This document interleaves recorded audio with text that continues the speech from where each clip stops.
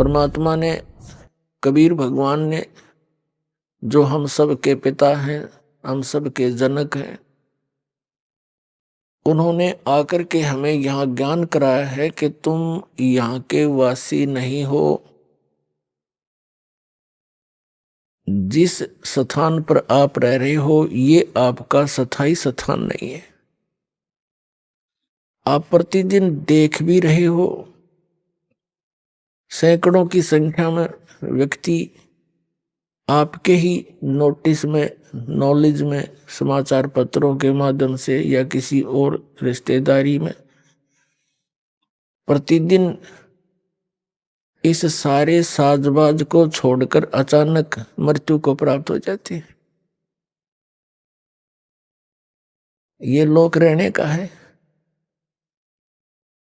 परमात्मा कहते हैं साथी हमारे चले गए। अपने ऊपर ही सारा उदाहरण परमात्मा कबीर जी, क्योंकि सारा उदाहरण अपने ऊपर ही एप्लीकेबल किया करते थे। दूसरे ने कहे तो नाराज हो जा। हमको ये मालूम है किसी ने रहना नहीं, सब ने मरना। और किसी ने न्यू कह दे मृत्यु हो जाएगी जब क्या करेगा, तो जिस ज्ञान से पहले न्यू क्या करते, क्यों मृत्यु तेरी हो जा हमारी क्यों है। इसे पक्के हुए बैठे थे कि न्यू किसा कह दिया मृत्यु हो जा, इस बात का दुख मान जाते थे। तो इतनी बुद्धि है हमारी, हम सत्य को स्वीकार करने के आदि नहीं रहे। सामने देखकर भी हम कबूतर की तरह आंखें बंद कर लेते हैं। तो ये आंखें बंद करें काम नहीं चल रहा है, अब ये खोलनी पड़ेंगी। तो ऐसे परमात्मा दयालु उस प्यारी आत्मा वीर सिंह बघेल के लिए भटक रहे थे। एक दिन उस वीर देव सिंह बघेल ने अपने बाग में,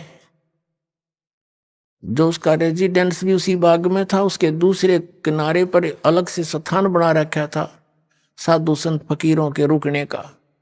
और वहीं वो उनसे अनुष्ठान कराया करते थे, जैसे सत्संग करा लेते हैं। 10-20 भगत संत बुला कर सत्संग कराते थे, जैसे पहले बगैर ज्ञान के सभी ऐसे लकीर पीट रहे थे। ऐसे उसने सत्संग का जो समय निर्धारित कर रखा था, साधु संत आगे वहां सत्संग कर रहे थे, श्रोता बैठे थे। क्योंकि राजा सत्संग करावता आम आदमी चला जाता है वहां पर, बहुत से श्रोता भी बैठे थे। और ये राजा लोग केवल एक फॉर्मेलिटी करते हैं, जैसे बुला लेंगे किसी ने, भाई हमारे पाठ कर दिए, और वो पाठ कर देगा, पंडित जी बैठ के एक अलग से कमरे में, राजा लोग सैर सपट्टे को घूमते रहते हैं, वो करें जाओ पाठ। ऐसे वो सत्संग करा रहे थे, वो सत्संग कर रहे थे, राजा अपने महल में विश्राम कर रहा था। अब परमात्मा कबीर जी पहुंचे वहां पर, एक सिंपल से वेश में, भगत के वेश में। तो वो संत कैसे हैं, लाल पीले कपड़े पहन रहे होते, माला मूला डाल रखे होती, तिलक विलक लगा रखे होते हैं, वो संत वेशभूषा मानी जाती थी। तो वो संत बैठे, अलग आसन दे रखा, जो सत्संग करने आ रहे थे। श्रोता अलग बैठे थे, परमात्मा उन श्रोताओं में बैठ गए, एक दास की तरह, श्रोता की तरह। उन्होंने सत्संग फरमाया, श्री विष्णु जी की महिमा गाई, श्री कृष्ण जी की, श्री राम की। ये सर्वेश्वर हैं, ये नारायण हैं, शेषनाग पर शयन करते हैं, सारी सृष्टि के रचनहार हैं, ये अजर व अमर हैं, अविनाशी हैं। ऐसा सत्संग कर रहे थे, सब सुन रहे थे, सब बड़े मस्ती में थे। परमात्मा ने प्रेरणा करी एक संत को, उन्हीं में बैठे थे जो वो नकली। उसने कबीर साहब को देख रखा था कहीं सत्संग करते हुए। तो संत ने कहा परमात्मा से कि भक्त आप भी तो सत्संग फरमाते हो, कृपा आप भी सुनाओ कुछ। कबीर साहब ने कहा कि आप जी ने सारा कुछ तो सुना दिया, अब सूर्य को दीपक क्या दिखाऊं मैं, आपने सारा कुछ ही ज्ञान बता दिया। फिर भी सब कहने लगे नहीं नहीं कुछ तो सुनाओ, जब आप सुनाते हो सुनाओ, प्रसाद दो, ये कर। परमात्मा बोले मैं जो सुनाऊंगा वो तुम सहन नहीं कर सकते, तुम बिदक जाओगे, तुम मेरे साथ झगड़ा ठानोगे। साधु संत कहने लगे नहीं नहीं हम झगड़ा क्यों ठानेंगे, उन्हें क्या पता था तेरी जड़ निकाल लेंगे। उन्हें सोची यो रामकृष्ण की सुना देते होंगे, हनुमान की सुना देगा, और कोई बेलड़ी और राम की कथा सुना देगा, उन्हें तो ये सोचा था। सब ने बार बार कहा तो परमात्मा बोले ले सुन लो तो दो बोल मेरे। क्या बताने लगे, गुण तीनों की भक्ति में ये भूल पड़ो संसारे, कह कबीर निज नाम बिना कैसे उतरो पारे। तीन देव की जो करते भक्ति उनकी कदे ना होवे मुक्ति। मेरे साथ दो भाई मोहे सब जग भूला पाया, मेरे साथ दो भाई सब जग भूला पाया। इसी भूल में ब्रह्मा भूला जिसने वेद सरसाया, इसी भूल में ब्रह्मा भूला जिसने वेद सरसाया। वेद पढ़ियो पंडित भूला वो सार शब्द ना पाया, मेरे साथ दो भाई मन सब जग भूला पाया, मेरे साथ दो भाई सब जग भूला पाया। इसी भूल में विष्णु भूला जिन वैष्णो पंथ चलाया। तीर्थ व्रत का बड़ा महात्म बहुविध जीव फसाया, मेरे साथ दो भाई सब जग भूला पाया। इसी भूल में शंकर भूला जिन भिक्षुक पंथ चलाया। सिर पे जटा हाथ में खप्पर घर घर अलख जगाया, मेरे साथ दो भाई सब जग भूला पाया। इतना कंधे हो तो बेदक गए जैसे उबलते हुए तेल में छीट पानी के छींटे लाग जा।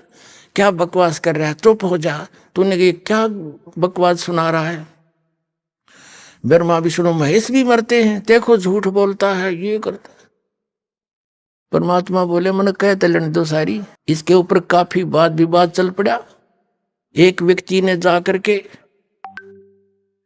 वीर सिंह बघेला को बता दिया कि महाराज एक सिर पर आया हुआ है, ब्रह्मा विष्णु महेश के बारे में उठपटांग कह रहा है, वो तो पता नहीं मुसलमान है ये कौन किस जाति का है, और उसने तो हलचल मचा दी है वहां पर। तो राजा ने एक नौकर भेजा सिपाही के जाओ छड़ीदार लाओ, बुलाकर उसको यहां लाओ, पकड़ के बुला के लाओ। वीरदेव सिंह बघेल इतना अवश्य महसूस करता था कि संत को से बदतमीजी नहीं करनी चाहिए। उसने कहा कि जाओ उसको बुला के लाओ। अब उसके साथ संत कोई गया था वो निंदा करने, उसके साथ एक छड़ीदार यानी सिपाही भेज दिया, और उसने जाके कहा कि चलो मिस्टर आपको राजा बुला रहा है। परमात्मा ने कहा भाई मेरा और राजा का के रिश्तेदारी है, मैं तो सत्संग सुनने आया था, इन कहा दो बात सुना दे, मैंने सुना दी, इन पर उठी नहीं। राजा को आवश्यकता हो ना यहाँ आ जाएगा, मुझे राजा की जरूरत नहीं। वो छड़ीदार वो सिपाही भी वापस आ गया, दो चार और निंदा चुगली करीब कहने लगे जो तेनों कह राजा को जरूरत होती यहाँ जाए। अब राजा चला गुस्से में होकर कि ऐसा किसका दिमाग घूम गया, कौन ऐसी बकवास कर रहा है।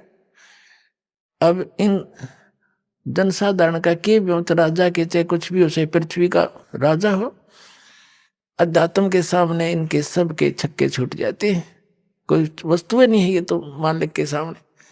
अब जब राजा आ रहा था गुस्से में, वीर सिंह बघेल, परमात्मा ने एक लीला करी, वहां बैठे थे, उसी से जमीन से 1.25 हाथ ऊपर, यानी इतने ऊंचे, जमीन से 1.25 हाथ ऊपर आसन रुक गया परमात्मा, और नीचे खाली कुछ नहीं, वहां बैठे केवल वीर देव सिंह बघेल को दिखाई देते, और को वो जमीन पर बैठे दिखाई देते हैं। वीर सिंह ने पूछा कौन है कि ये बैठे, वो देखे तो जमीन पर कुछ है भी नहीं, यहां बैठे। चरणों में गिर गया, लंबी दंडवत करी, जो पुण्यकर्मी प्राणी था। एकदम जब उसने दंडवत प्रणाम करी, परमात्मा नीचे आ गए। बोल भाई क्या बात है कि महाराज आपका क्या विवाद है। उन परमात्मा ने बताया कि इन्होंने मुझसे आग्रह किया कि कुछ सत्संग सुना दो। मैंने इनको मना किया था कि मेरे वचन तुमसे सहन नहीं होंगे और तुम ठीक सुना रहे हो, सुनाते रहो। इन्होंने ज्यादा कहा तो मैंने अपना जो ज्ञान सुना दिया, वो इनके गले नहीं उतरा। क्या क्या बताया कि ब्रह्मा विष्णु महेश की ये भक्ति बताते हैं। और गीता में लिखा है कि तीनों गुण की जो भक्ति करते हैं वो राक्षस स्वभाव को धारण किए हुए मनुष्यों में नीच दूषित कर्म करने वाले मूर्ख, ये उल्टी पट्टी पढ़ा रहे तुम्हारे को। अब आपको दिखाते हैं। गुण तीनों की भक्ति में ये भूल पड़ो संसारे। 600 वर्ष पहले परमपिता परमात्मा कबीर जी ने ये वचन बोले थे, जो आज हमारे सदगण प्रमाणित करते हैं कि इन तीनों गुण की भक्ति, रजगुण ब्रह्मा, सतगुण विष्णु, तमगुण शिव जी की भक्ति नहीं करनी चाहिए। इसे मोक्ष नहीं हो सकता। इसके साधना करने से आपका स्वभाव बिगड़ जाता है, क्योंकि ये ना तो इनकी साधना से आपके कर्म दंड मोक्ष होते हैं और न ही कोई आपके भाग्य में परिवर्तन हो सकता है। जैसा करोगे वैसा ही फल मिलेगा। फिर भक्ति का क्या फायदा। अब किसी की मृत्यु का समय आ गया या किसी को कोई हानि होनी है, टांग कटनी है, प्रारब्ध में लिखिए तो कटेगी वह। ब्रह्मा विष्णु महेश की साधना से कोई बचाव नहीं। जान जानी हो जावेगी। तो कबीर परमात्मा की शरण में आने से वो टांग कटनी होगी, इस प्रारब्ध लिखा होगा तो नहीं कटेगी। एक गुठा टूट कर आपका जीवन बच जाएगा। संत शरण में आणते आई टले बला, और जय मस्तिष्क में सूढ़ी होगा काटे बैठ जा।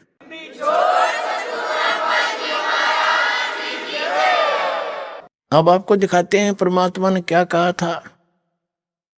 गुण तीनों की भक्ति में ये भूल पड़ो संसार, कह कबीर निज नाम बिना। वास्तविक भक्ति साधन मंत्र बिना कैसे उतरोगे तुम पार। तीन देव की जो करते हैं भक्ति, उनकी कदे ना हो मुक्ति। ये देखिएगा श्रीमद् भगवत गीता, गीता प्रेस गोरखपुर से प्रकाशित है। जयदयाल गोविंद का इसके अनुवादक है।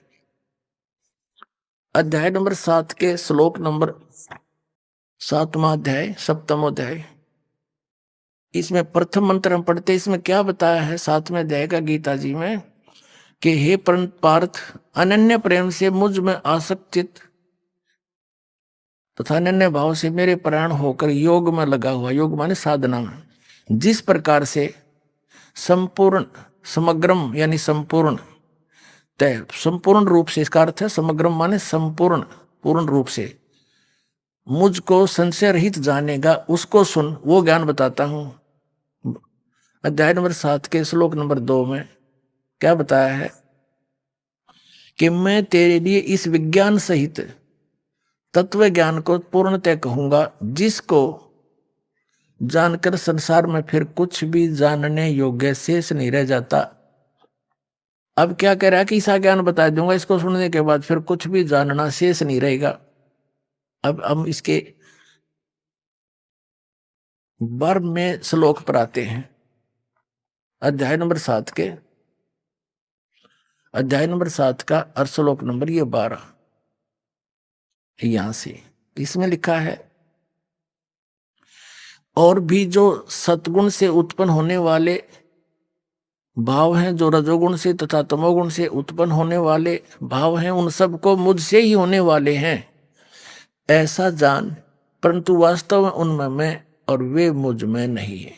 अब पहले इस गीता अध्याय नंबर 7 के श्लोक नंबर 12 को क्लियर करते हैं।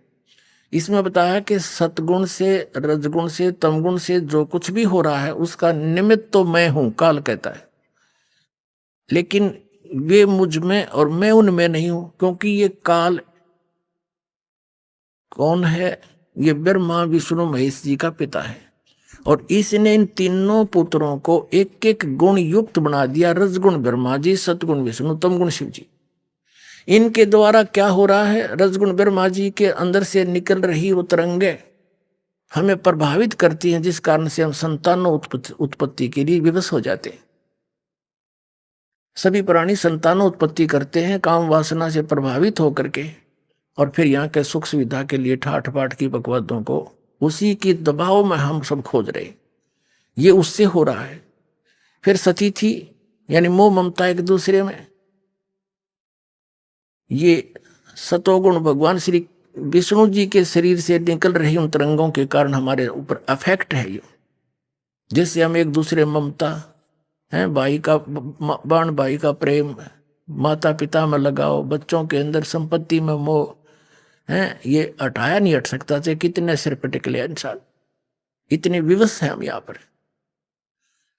और फिर तीसरा तमोगुण भगवान शंकर का अपने पता ही है, संहार करता है। कहते हैं इन तीनों से जो कुछ भी हो रहा है इसका मुख्य कारण तो मैं ही हूं, निमित्त तो मैं ही हूं, लेकिन ये मुझ में नहीं, मैं इनमें नहीं, क्योंकि इनसे अलग रहता है, इनसे गुप्त रहता है अलग से। ये ब्रह्मा विष्णु महेश को नहीं पता आज तक मैं हमारा पिता कौन है, ये सब गुप्त रहकर सब कार्य करता है। इसने प्रतिज्ञा कर रखी है कि मैं कभी अपने वास्तविक रूप में किसी के समक्ष नहीं आऊंगा। गीता अध्याय नंबर 7 के और श्लोक नंबर 24-25 में स्पष्ट करता है गीता ज्ञानदाता कि मैं अपनी योग माया से छुपा रहता हूं, मैं कभी किसी के समक्ष नहीं आता। ये मेरा अटल घटिया अनुत्तम नियम है। और ये मूर्ख जन समुदाय मुझ अव्यक्तम व्यक्तिम आपनम मनन्ते अबुझा, ये मूर्ख ये सामने खड़े ये मुझे कृष्ण मान रहे होंगे, शरीर माया हुआ, आई एम नॉट कृष्ण, क्योंकि कृष्ण के अंदर तो बोल रहे था वो काल। तो इसने कसम खा रखी है कि मैं अपनी योग माया से छुपा रहता हूं, मैं किसी के सामने नहीं आता, ये मेरा अटल नियम है। इस आधार से ब्रह्मा विष्णु महेश को भी पता नहीं हमारा पिता कौन है। इन्होंने समाधि लाला थक गए, इन्होंने लास्ट में विधान बना दिया कि निराकार है भगवान, उसका प्रकाश देखा जाता है। प्रकाश भगवान बिना प्रकाश किसका देखते हो फिर? तो इन जिन साधनाओं को ये करते रहे उससे भगवान प्राप्ति हो ही नहीं सकती। गीता अध्याय नंबर 11 के श्लोक नंबर 47 और 48 में कहा कि अर्जुन ये मेरा वास्तविक रूप है, ये जो दिखा रखा मैंने काल रूप, मैं काल हूं। और इस मेरी प्राप्ति ना वेदों वर्णित विधि से, ना किसी जप से, ना तप से, ना किसी क्रिया से, अर्थात वेदों और गीता में वर्णित विधि से परमात्मा प्राप्ति नहीं हो सकती। अन्य और कुछ सुविधा मिल जाती है, ब्रह्मलोक में चले जाते हैं, सिद्धियां आ जाती हैं। इस कारण से इन्होंने वेदों अनुसार जो साधना की उसे भगवान तो मिला नहीं, अपने अनुभव की पुस्तकें बना दी, उपनिषद वगैरह और पुराण। अब परमात्मा ने आकर फिर इस यथार्थ ज्ञान को बताया। तो अब क्या बताना चाहते हैं कि इन तीनों गुणों से जो कुछ हो रहा है ये काल कह रहा है, रजगुण ब्रह्मा से, सतगुण विष्णु से, तमगुण शिव जी, उसका सब का निमित्त मैं हूं। क्योंकि इसको 1 लाख मानव शरीरधारी प्राणियों का नित आहार करना पड़ता है, इसको श्राप लगा हुआ, इसने गलती की थी, जिस कारण से ये अपने तीनों पुत्रों से आप जी को अपना एक आहार फसल के रूप में रखे हुए है। जैसे कसाई बकरे पालता है, उन बकरों को सब सुविधा नजर आती है उस कसाई की तरफ से उपलब्ध, वहाँ चारा भी होता है, उनके लिए जल भी होता है, शेड भी डाल रखा होता है, झोंपड़ी गर्मी सर्दी से बचाने के लिए, चारों तरफ बाड़ भी लगा रखी होती है हिंसक पशुओं से बचाने के लिए। तो बकरे ये समझ बैठते हैं कि ये बड़ा दयालु भगवान है, हमारा मालिक है। लेकिन उन भोलों को ये नहीं पता सामने निकाल ले जाता 10-5, किसी का बेटा मरो चाहे बेटी, बाप मरो चाहे माँ, वो नहीं देखता। तो उसमें कहा जाती है इसकी दयालुता। तो यहाँ की सुविधाएं देखकर, यहाँ पर काजू किस्मत सेब संतरे सुंदर आहार देखकर, कणक देखकर, गेहूं बाजरा ज्वार और ये सब गर्मी सर्दी की मौसम झरने झरने देखकर हम ये सोचे हैं भगवान बड़ा दयालु, हमारे लिए कितनी व्यवस्था कर रखी है। और जब दयालुता कहाँ जाती है, पूरा परिवार का परिवार एक्सीडेंट में मारे जाते हैं। तो कबीर परमात्मा ने बताया कि तुम जिसको भगवान मानकर पूज रहे हो, जिसके लोक में रह रहे हो, ये काल है, कसाई है। ये काल कसाई हसत है सर्वलोक को खाए, और अंकुश निर्गुण राम नाम का सतगुर दर पकड़ा जा। परमात्मा के चरणों में आने के बाद इसका प्रभाव निष्क्रिय हो जाता है। यहाँ दास के माध्यम से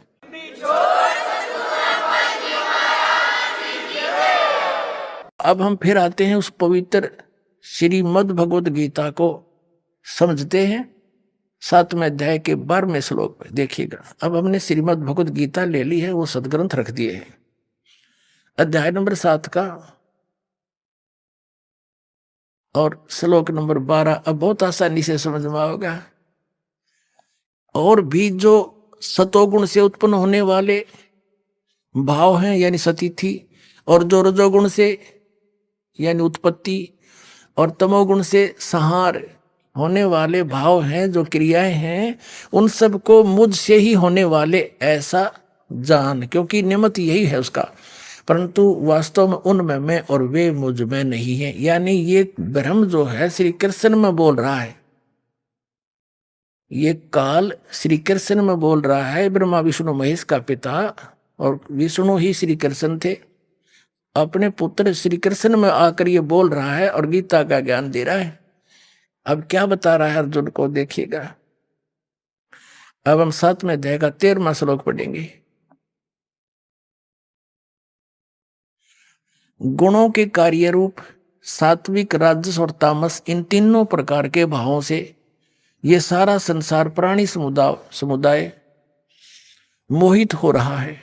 इन तीनों गुणों से परे यानी रजगुण ब्रह्मा, सतगुण विष्णु, तमगुण शिव जी से परे मुझ अविनाशी को नहीं जानता, मुझ ब्रह्म को ये नहीं जानते, कोई नहीं जानता। आगे देखो, अब 7वें अध्याय का हम 14वां श्लोक पढ़ रहे, 13वां 12वां पढ़ लिया। क्योंकि यह अलौकिक अर्थात अति अद्भुत त्रिगुणमयी मेरी माया, रजगुण ब्रह्मा, सदगुण विष्णु, तमगुण शिव जी द्वारा फैलाया गया जाल, ये बड़ी दुस्तर है, खतरनाक है।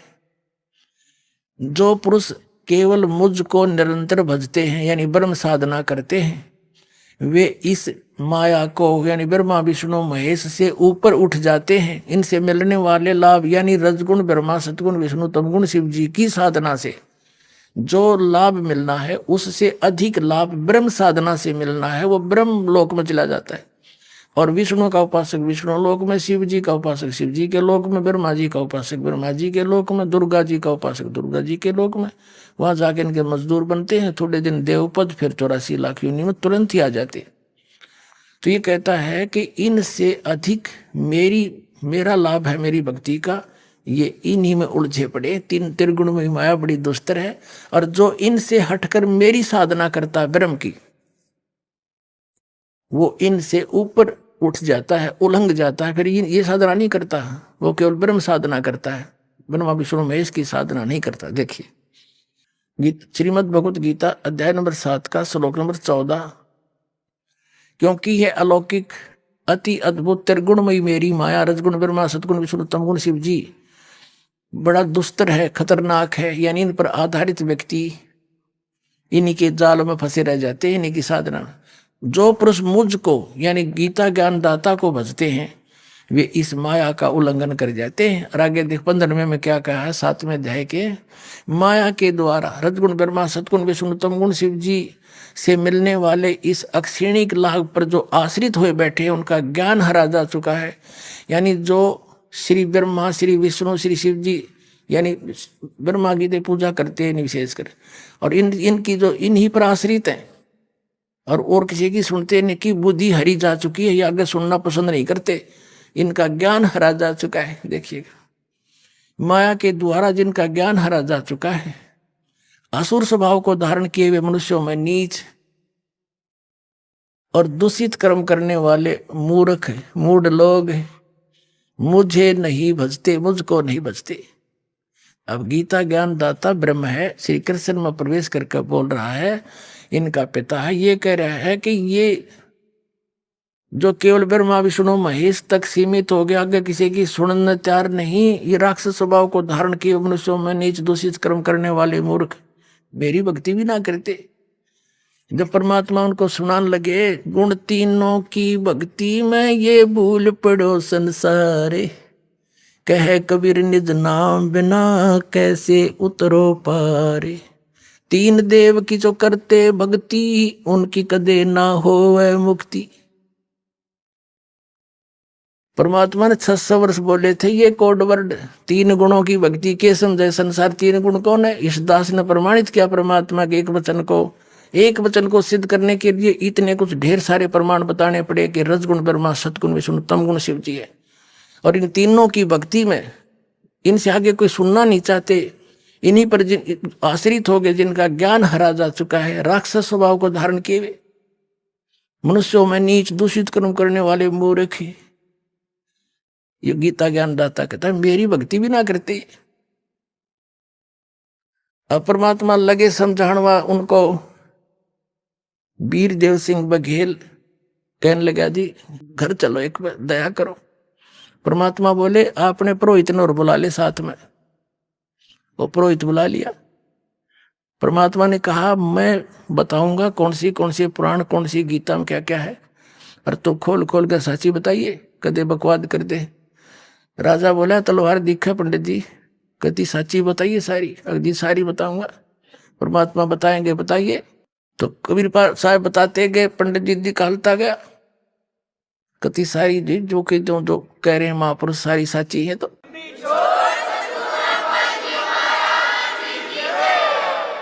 वीरदेव सिंह बघेल ने कहा कि हे भगवान, ये तीनों गुणों के उपासक, राक्षस स्वभाव को धारण किए मनुष्यों में नीच दूषित कर्म करने वाले मूर्ख, ये ऐसे किस आधार से कहा? कृपा कुछ समझाइए मुझ दास को। एकदम नम्र हो गया वो। कबीर परमेश्वर ने बताया कि जैसे हिरण्यकशिपु ने रजगुण ब्रह्मा की पूजा की थी, साधना की थी, और क्या कहलाया वो? अपने पुत्र का शत्रु हो गया, राक्षस कहलाया, कुत्ते वाली मौत मारा गया। वीरदेव सिंह बघेल एकदम स्तब्ध रह गए कि बिल्कुल। कबीर साहब कहते हैं ब्राह्मण को आवे, वेदों को पढ़े, ज्ञान सुना और भक्ति करे, और कर्म कसाई जैसे ब्राह्मण बाणा कर्म कसाई, हिरणा कुछ छाती तोड़वाई। यानी हिरण्यकशिपु ने फिर छाती तोड़वाई, नरसिंह ने मारा, वो पटक के पाड़ के गिर दिया। तो ये राक्षस स्वभाव को धारण किए मनुष्यों में नीच है। बता, भगवान का विरोधी बन गया, विष्णु जी से विरोध, और ब्रह्मा की साधना कर बैठा, पर पाकर सिद्धि हल्दी की गांठ पंसारी बन गया, मैं भगवान हो गया। इसे बुद्धि भ्रष्ट और क्या होगा जी? जो कहता मैं भगवान हूं। तमोगुण शिव की भक्ति करी थी रावण ने, और ब्राह्मण होके के कर्म कर डाले। अपनी ही माता को, सीता को अपहरण कर लाया, पत्नी बनाने की चेष्टा करने लगा, और कुत्ते वाली मौत मरा।